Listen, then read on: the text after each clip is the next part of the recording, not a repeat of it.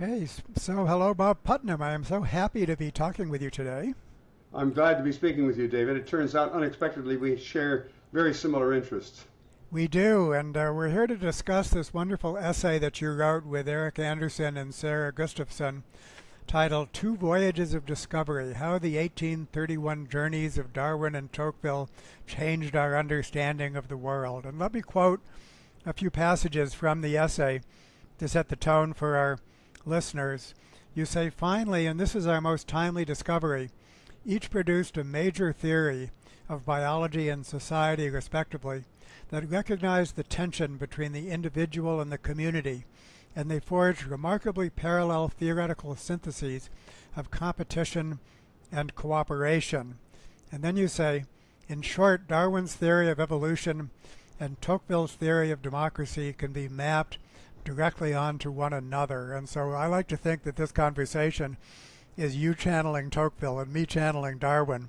So Sure. tell us more about the essay and what inspired you to make this wonderful comparison between two voyages that started within a few months of each other in 1831. Well, what inspired me, I think, was I noticed once by accident that that these two young men. It's important to emphasize they're young men, had left Europe within months of each other, as you say, in 1831. They both headed off on voyages of discovery. You and your listeners will know more about Darwin's voyage of discovery, which was headed towards mostly Latin America. And the part that I knew more was that Alexis de Tocqueville, who is one of the most widely cited social theorists, even today, had set off from England, not from France. From France, not from England, and he was headed to North America. They both completed these voyages. There are astonishing parallels actually between these two guys. First of all, they're very young. They had both been, neither had been seen as a genius as a young person, but they had both been very well educated. And that I think is important in both cases because they both had what, I've now forgotten who's, the French scientist who referred later in the century actually to the importance of a prepared mind. Both of them on their voyages, set out on their voyages, not knowing what they would find, but having read a lot of other stuff. History and law, in Tocqueville's case, geology and botany and so on in Darwin's case. They both had the habit of keeping very detailed daily journals, which is partly why we know so much about the two voyages. They both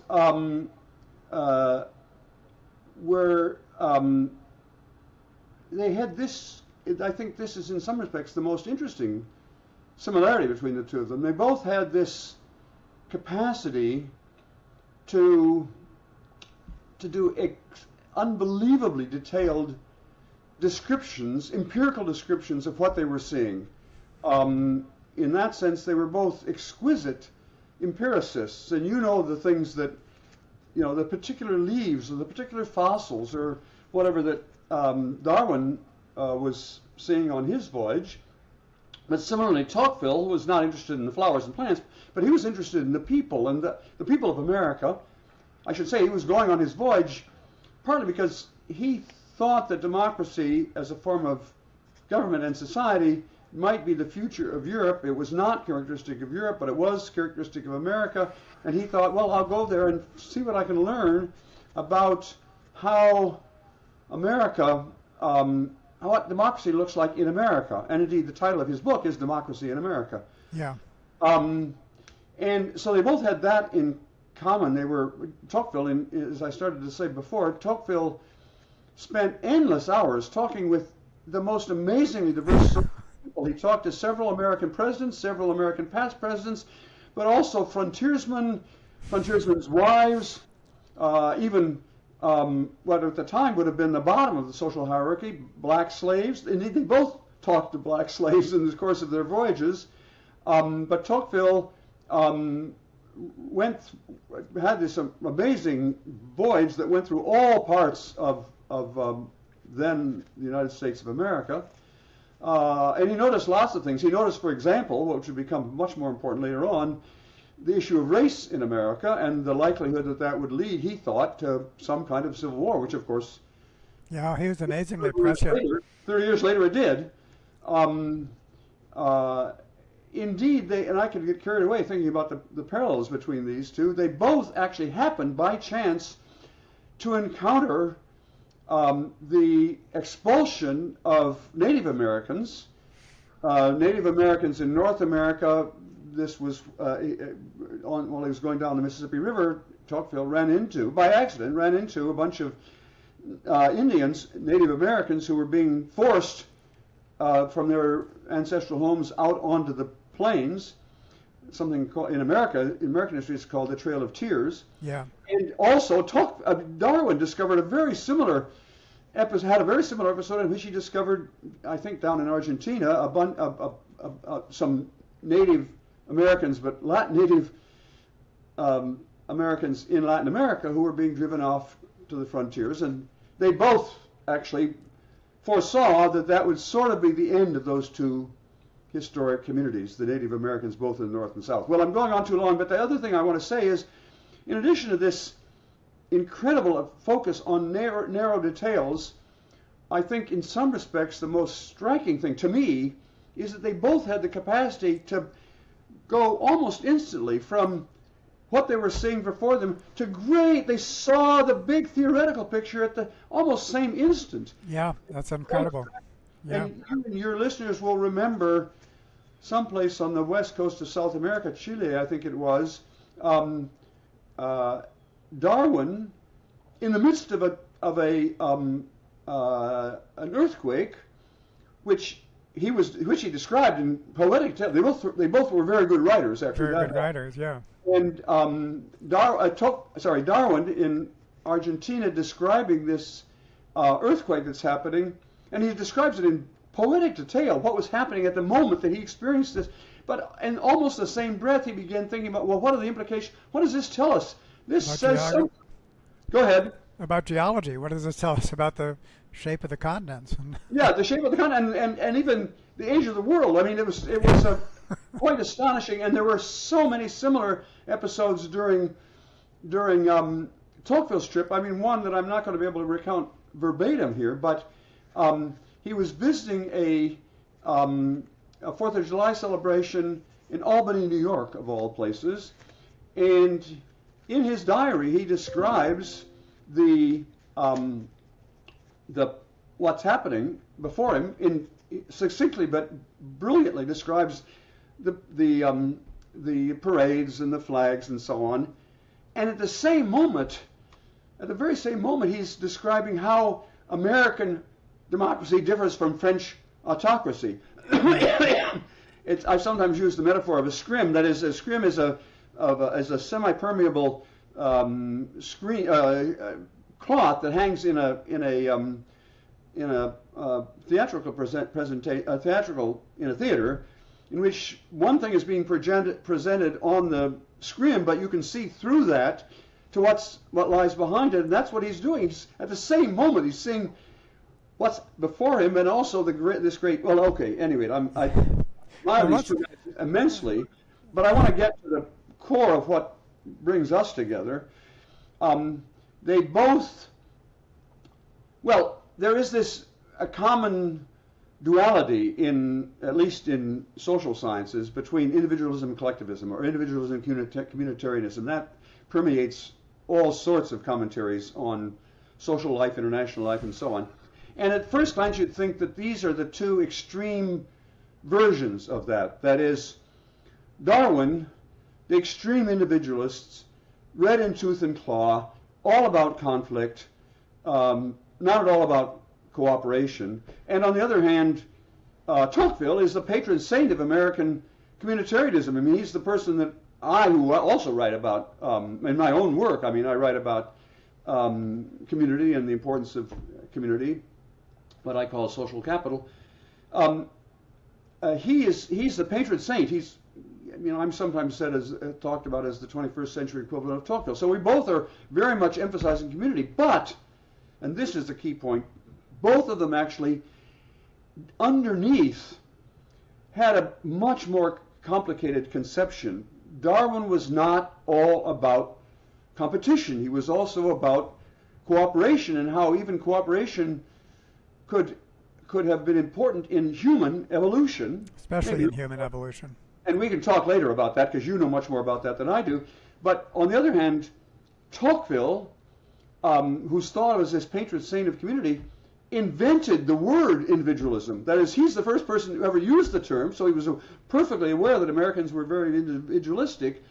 And he, therefore, had to have a way of showing how American individualism was compatible with this idea about community that he saw everywhere. I mean, there are a million quotes about how Tocqueville is always seeing Americans just spontaneously collaborating. But he said the way Americans could reconcile their individualism with their propensity for community is that Americans had followed what he called the principle of enlightened self-interest. That is, Americans did think about self-interest, but they thought about self-interest in terms of their long-run interest and not just in terms of their short-run interest. So my short-run interest might be in, winning this particular political battle, but my long-run interest, he said, would be better served by cooperation. And you call that self-interest rightly understood, right? Exactly right. The title of his chapter is How the Americans Combat Individualism by the Doctrine of Self-Interest Rightly Understood. So he made a contrast between individualism and self-interest rightly understood. So his term individualism must have referred to the more limited short-term version that you just referred to, right? Yeah. And then, so what that means is that self-interest rightly understood has two poles. One is the individual, and the other is the welfare of the community. Right. And then they become aligned with each other, basically. But there are two poles. You can't think about self-interest rightly understood without thinking about society and for the good of society. Is that safe to say? Yes, and the last point I would want to make, and then we can, of course, go into more detail as you'd like, but the last point I would like to make is that idea that you have to reconcile, you have to think constantly both about self-interest and about collective interest, is unbelievably relevant to our politics today in America. Sure. You think about masks, or you think about global warming. Global warming, for example, is a classic example of a dilemma of collective action. I personally can't do anything about global warming. I mean, if I turned off the lights and lived in the woods up here in a very primitive way, that would not do a thing to affect global warming. It requires collective action, but it requires my thinking about my self-interest, which is not just in having a nice, comfortable day here, but using lots of electricity and so on. That's my self-interest, but my self-interest rightly understood says, no, think about your interest in the long run, which is actually the same as other people's interest in the long run, which is stopping global warming. Does that make sense? It makes perfect sense, Bob. And I want to focus on the need for structure. And let me set it up in a few minutes, because Darwin, sure. Just to take my turn on Darwin, what he realized was that a theory of natural selection just based on individual competition among individuals could not explain anything communitarian, because anything communitarian involves individuals extending themselves on behalf of other individuals or their groups. And so this recognition forced him to add a layer of natural selection onto individual level competition, which is group level competition. Not hard to understand. Right. Not hard to understand. And it's at that point that he started to talk about communities and especially in his thinking on human evolution, recognizing cooperation and all of the sympathetic emotions, love. He used the word love more than the word competition. Right. And the need for So, and then of course today that's represented by the theory of multi-level selection, which I represent. But I think Right. the key point to make, and it could be made via Darwin or it could be made via Tocqueville, is that for cooperation to succeed, structure is necessary. I think that it's easy to take away from your work. I think many do, including the wonderful documentary on your life and work, Join or Die, that groups are unconditionally good. And but I think that what we all know and what Darwin and Tocqueville saw is that groups require a certain structure to work. I mean, cooperation by definition is vulnerable to exploitation in groups of any size. And so therefore, unless you have the right structure to prevent that kind of disruptive competition from taking place, groups of any size won't work. So now for me, Bob, Elinor Ostrom represents a giant in this field, both her core design principles for governance within groups and the concept of polycentric governance for coordination among groups.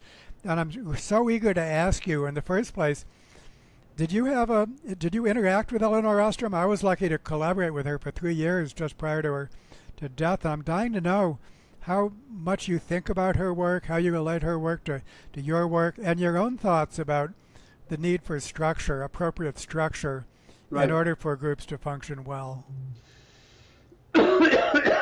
I knew her very well, and maybe if you don't mind, I'll just spend a few minutes describing my work and Lynn's work. Please, that's what I'm hoping for. Well, I guess I'd start back a little further out here. I mean, I'm a photographer, so I think in terms of wide angle and close focus, and I'm going to start with a wide angle and then move to a closer focus. Social capital was in the air in the early 1990s, and it was certainly true for Lynn, and it was true for me, and we were aware of one another's work, and I'm sure in some sense both. I mean, I cited her work in mine, and she cited my work in hers, so we were obviously in that sense aware of one another's work. But I think it's not so much that either of us influenced the other as that both of us were influenced by, I know that it's vague to say something was in the air, but I think often in scientific terms, in scientific situations, that is true. A lot of people, not just one person, is thinking about an idea, and that was true for us. Not everybody used the same definition or concept of social capital in that period. I'm sure that must be true that not everyone uses the term evolution in the same way. But Lynn and I were very much thinking along the same lines, and it's not up to me to say how much of that was either one of us influencing the other, or how much of it was, as I say, in the air. I mean, I could talk a little bit, but I won't now, about what was in the air politically at that time, because it was certainly true that politically people were interested in this idea of could we have a more, could we have a policy that was more focused on how people can cooperate rather than just a more conflictful interpretation of politics. But in any event, we were thinking along the same lines. For example, and different from a lot of people at the time, we both thought that social capital could be good or bad. That is, you could use cooperation for good purposes, and that's what we were both interested in, but we both knew that gangs or the Ku Klux Klan was another example of social capital being used for bad purposes. That's a crucial issue that both of us understood, and a lot of people didn't at that point. Secondly, we were both quite familiar with game theory, and although she put a lot of game theory up front in her book, I didn't put it up front in my book, but I knew game theory quite well, actually, because earlier in my life, I'd been a close, and still am, a close friend of a guy named Bob Axelrod, who'd worked a lot on game theory, and I just picked up a lot from Bob as a friend. So just for our listeners, Bob Axelrod was the person who organized the famous computer tournament of game theory strategies, which identified tit for tat as the winner in many cases. So keep on going. That's certainly true, and again, I knew Bob's work. I'm sure. Well, I know for a fact that Lynn knew his work. But the main point is both of us thought in those terms. She was much more explicit about it. If you read my works, especially, well, either Making Democracy Work, which was my first work in this field, or Bowling Alone, which is probably my most well-known work, you can see that I was understanding it in game theoretic terms, but I didn't. And in particular, we were both focused on problems of collective action. That is, she was, and I'll say in a minute where we were different, but we both were worried about, I hope that your listeners will know what a dilemma of collective action is, but a dilemma of collective action is some situation in which, prisoner's dilemma is a commonly used example, both parties share a common interest. They both would like to go to the same place, but without some external force, some Hobbesian ruler to force them to do, they both end up following their short-run interest and not successfully achieving what would leave them both better off. I knew that, Lynn knew that, and we both thought of social capital as a way of resolving that dilemma of collective action. So at the core of both her work and my work was this idea that social capital, why was social capital interesting at all? Because it could enable you to get to a better position. If you had a lot of the right kind of social capital, you could be better off. In my terms, you'd have better government. In her terms, you'd have more effective irrigation systems. But in both cases, you'd be better off if you had the good fortune to be living in a community that had a lot of the right kind of social capital, or if you were somehow able to create the right kind of social capital. Now, how did we differ? Well, in the first instance, Lynn was mostly interested in economic development and mostly interested in economic development in the third world, as we would then put it, that is the less developed part of the world. And I was and she knew about American democracy, but she was not focused on that empirically. I was much more focused on that, on American democracy, and more generally, I was focused on politics in the advanced world, and she was focused on economic outcomes in the less developed world. I sometimes say that I'm a political scientist, but I invented the term social capital. Didn't invent it, but I adopted the term social capital because I thought that the economists had the right methods and rigor, and the sociologists had the right variables, and I thought if I called it social capital, I could get the economists and the sociologists to start fighting, and everybody would benefit from that. Yeah, I think you were right. I think you were right to frame it in economics terms, I think, or actually to join the sociological mindset with the economic mindset, I think is one reason why it became so influential. I think that's probably true. Another difference, so as I said, one difference is she was mostly focused on economic outcomes, and in the developing world, and I was more focused on political outcomes, particularly democracy, but not only democracy. I was interested in trying to explain why in my first book, Using Social Capital, my interest there was in Italy, of all places. I don't want to try to summarize that book for you, but Well, Bob, let me just tell you, that book is one of my all-time favorites. I love that book. I'm quoting from it all the time.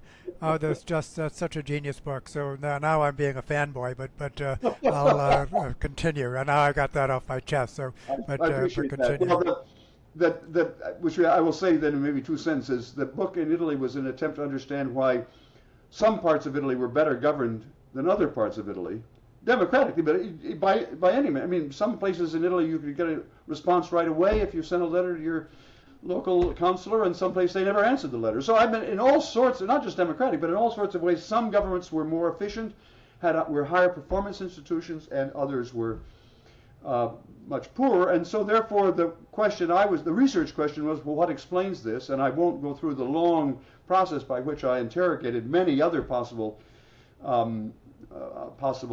causes, but the short answer is it turned out to be choral societies, that is, singing groups, and other kinds of. Well, and guilds and groups of all sizes, bird watching societies, just exactly. The density, and you basically horizontal interactions compared to vertical interactions. Right. And you quote from Eastern Europe, I think, the proverb, when your neighbor's house is on fire, carry water to your own.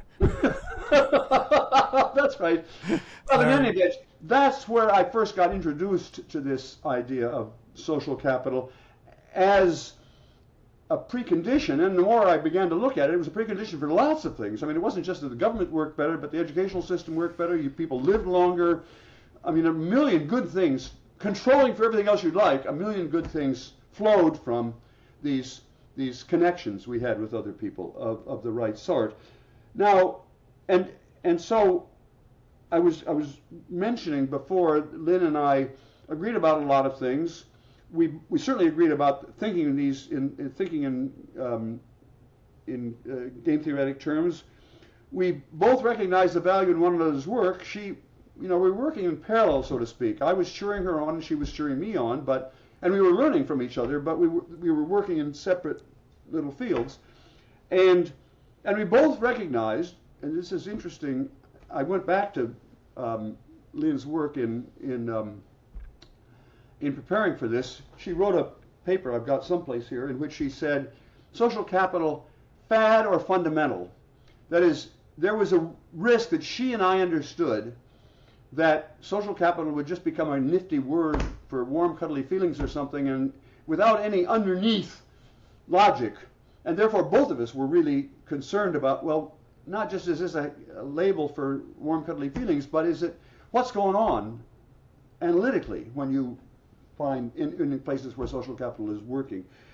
And I guess I would say the last thing, and this comes much closer to what you want to talk about, we both recognized that self-organized governance, local institutions, organized by individual farmers, if we're talking about an irrigation system, or individual communities in America, individual counties, individual towns in America, were more likely to be effective than some centrally developed top-down framework. So in many cases, small is beautiful in many cases. Although the concept of polycentric governance, as you know, means it all depends. In some contexts, does need to be large scale. The concept of federalism, the concept of subsidiarity, yes, all of these things are arguing really for multiple scales of organization, not just the small scale, but the small scale, I would say, is the one that's often left out, and so needs to be recognized more. Would you agree with that? Yeah, I would completely. Let me give you an example of America that I've often used, and used most recently in a book that I wrote with a woman named Shailene Romney Garrett. The book is called The Upswing. I won't try to summarize the whole upswing, but the basic idea is there was an earlier period in American history, around 1900 to 1910, which was called the Progressive Era, and in that period, America turned a corner from being in awful shape, high inequality, high political polarization, low social connections, very self-centered. That was the way it was at the end of the 19th century because of the Industrial Revolution, basically. And that's the way we're in now. We're exactly in that situation now of extremely high polarization, extremely high inequality, very self-centered politics. But therefore, we looked in that book, we looked at what was happening when we turned it around the last time, because that's what's relevant to us now. If we could figure out what they did then, we could do it now. And I want to now come to the issue of one example from that period of when and why bottom-up works best. And it is a simple one. In 1910, plus or minus 1 or 2 years, Americans invented the public high school. Never in world history had there been high schools, but private high schools you had to go to and pay. But which I'm talking about, every kid in town, just because they're a kid in town, gets 4 years of free secondary education. And that was invented, that's the right word to use, invented for the first time in world history in America. But now where in America? That idea did not come from Harvard. They did not come from Washington, D.C. or New York or San Francisco. It came from small towns in flyover country. And it was a bottom-up idea. At least initially it was a bottom-up idea. And it turned out to be the best idea. It was an incredibly good idea because from that, and there's a lot of good research on that, from the institution of universal higher education. First of all, it spread instantly. It was such a good idea that it went viral, but we didn't, before we had the internet or anything. It went viral so that within about 20 years, virtually every place in America had a high school. I mean, think of that. Begins in a little, podunk place in Iowa, and without any internet. Well, let me pair that, Bob, with we talk a lot about bottom up meets enlightened top down, and so you've given a great example of bottom up, but another example of enlightened top down is the U.S. Postal Service. Yes. And which really required a top down effort, and it had amazing consequences. I think Tocqueville himself said he described slogging his way through the wilderness, and he comes to some little cabin someplace, and that person is reading a newspaper or something right. from the post. You can tell that story better than me, but well, I want to say one more thing though about the high school, if I can. Sure. It's relevant to the top down issue. The idea came bottom up, but the power of the high school really only developed when the federal government put in lots of money. Yeah. In the 30s and 40s. So I'm not saying it's just bottom up all the way. I'm saying it's bottom up, but also combined with top down. That is my example, as well as the post office. Yeah, good. A good example of how it's got to be, in terms of governance, it's got to be this dialectic relationship. Yeah, Bob, let me insert. They didn't use the E word. We didn't even use the E word. Well, what took place there is a conscious process of cultural evolution. It was just basically good ideas being noticed and spreading, and that having to be an intentional process. So I think in modern terms, and what I think is so important is to frame this rigorously in modern language, is that what took place there, what actually takes place in every positive change effort historically and in the present, is a deliberative process of cultural evolution, typically at the systemic scale, where we're trying to get things to work. We experiment, we find best practices, we do it again and again, and there's an architecture that's required for that. The more clearly we see that, then the better we'll be able to do it, I think, to solve our current problems. Well, can I just add a personal note as an example of that? Sure. I'm going to be speaking personally. I don't want to just understand America. I want to change America. I want to let America move in a better direction. And I've been working on that project for 50 years since I first began with the book on Italy. Now, of course, you might say, well, you've been working for 50 years and it's gotten worse, Bob. What are you, aren't you to blame somehow for the problems? I don't want to take blame for the problems, but I do want to say this. I've spent a lot of time on research, obviously, over those 50 years, but increasingly I've been trying to reach out. I'm speaking to your question about how we make change, and I've tried to reach out in two ways. First of all, I actually have welcomed opportunities to speak nationally. I happen to, for accidental reasons, partly because the term bowling alone happened to be a neat title, and maybe who knows why, I've got a pretty nice national platform, and from that national platform, I've advised, and now, I'm sorry, this is name dropping, I've worked personally with 6 of the last 8 American presidents. I did not work, starting with Jimmy Carter actually, but then I didn't work with Reagan. I did work with the Bushes, and I didn't work with the guy who was most recently president and is trying to be president again, the guy who's on trial in New York City today. I didn't work with him, but every other president, including Biden, I've worked with personally. So that's this top down. I mean, I'm trying to use this bully pulpit. But in addition, I've traveled, and again, this sounds like tooting my own horn. I'm just trying to illustrate the top down part and the bottom up. Don't worry about appearing egoistic, Bob. I've spoken to several thousand community meetings all across America, from Duluth to Tallahassee to New York and Philadelphia and Boston to San Diego and all points in between. Various Springfields. It turns out there are a number of places named Springfield in America, and I've talked in many of them. And to public audiences. I don't mean just talking to a few people. Yeah. So, you add all of it, maybe 1 million people I've spoken to, and okay, so that's more bragging, and my mom would have washed my mouth out at this point in what I'm saying. But what I mean to be saying is, this is the point I'm trying to say. I personally have been following both a top-down and a bottom-up approach to what you might call cultural change, actually. I mean, I'm trying to get Americans to, I want to get Americans to understand how we can fix America. I want to bring in, Bob, I want to bring in Peter Turchin. Has he appeared on your radar screen yet, Peter Turchin? Yes.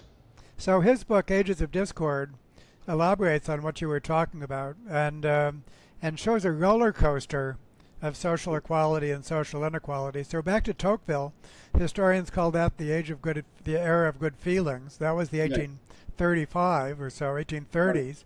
Right. And then so there was your peak, and then that slid into the Gilded Age. There was your valley, and then that rose to, I guess, the New Deal, which was only a good deal for some. Let us note that, but still was a good deal for some. So there's your second peak, and now back down with the Thatcher and Reagan era, back down to the second Gilded Age, in which hopefully there is an upturn, an upswing, the title of your book. But I think the more clearly we see that, and we see that American history has been a roller coaster, and of course we want to achieve a peak and stay at it this time, not slide down to some other valley.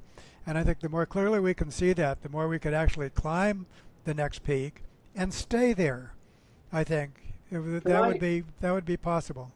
I want to slightly qualify Turchin's account of American history. Good. I agree, and a lot of his curves are parallel to the curves in my book, The Upswing.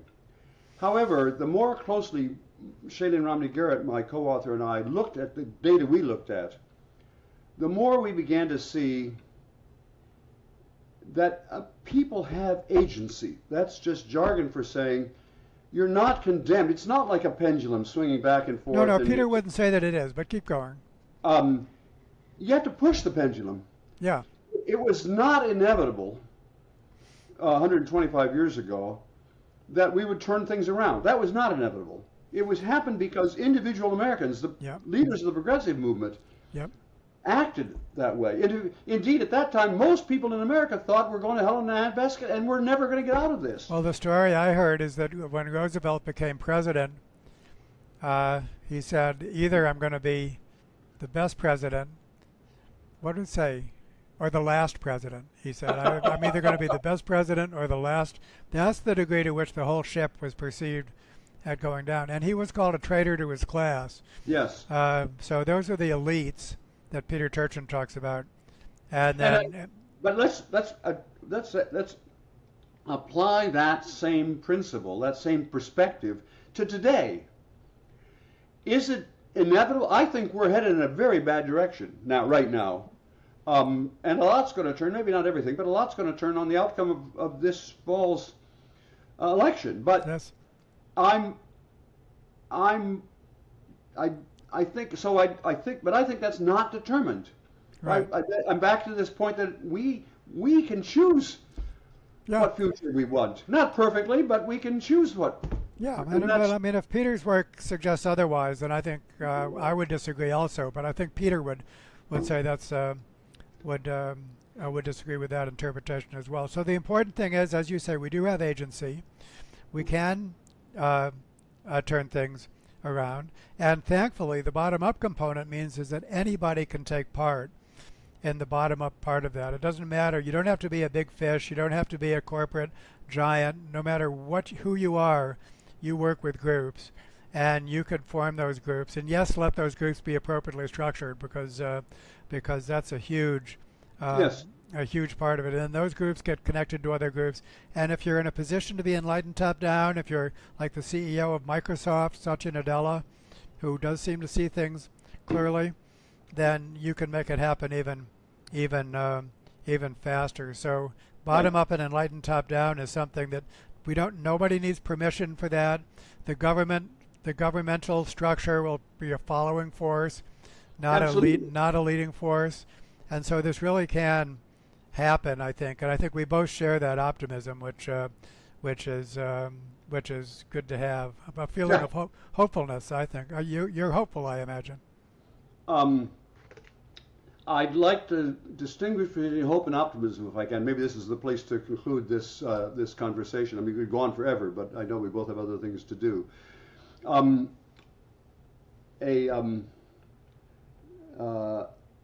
A close friend of mine, and a very famous Jewish rabbi, whose name is just for the second escaping me, but it'll come back to me in a second. That's the problem with age. I can do everything else, but I can't remember names. Once made a distinction between hope and optimism.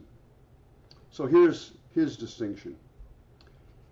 And he's a rabbi, so he's speaking in moral terms. Optimism, he said, is a passive virtue. Optimism is sort of staying back, watching what's happening and saying, yep, things are going the right direction, or nope, I'm pessimistic. It's a passive virtue. Hope, he said, is an active virtue. Hope is saying, well, I know how this could be better, and I'm going to do my damnedest to make it better. And so I think, I'm not sure whether I'm optimistic or pessimistic about America today, but I'm very hopeful about, that is to say, I can see how it could be better, and I suspect you are too.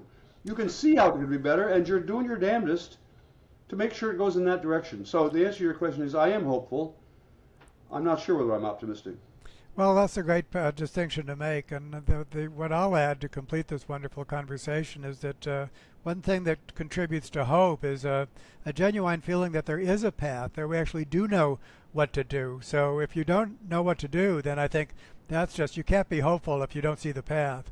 But right. I think that if you do see a path, and no matter what the probability is, so the probability might be very low, that's where your optimism and pessimism comes in, but if you do see a path, then it makes you hopeful, and it basically incentivizes you, it motivates you to, whatever the odds, to follow that path. And so I think that is, I think that's probably the best way for us to end this wonderful conversation. Thanks very much, David. I really enjoyed it a lot. It's quite striking, isn't it, that two people have come to very different paths, along very different paths, end up at the same meeting point. Well, that's why you're channeling Tocqueville and I'm channeling Darwin. Okay. Thanks a lot.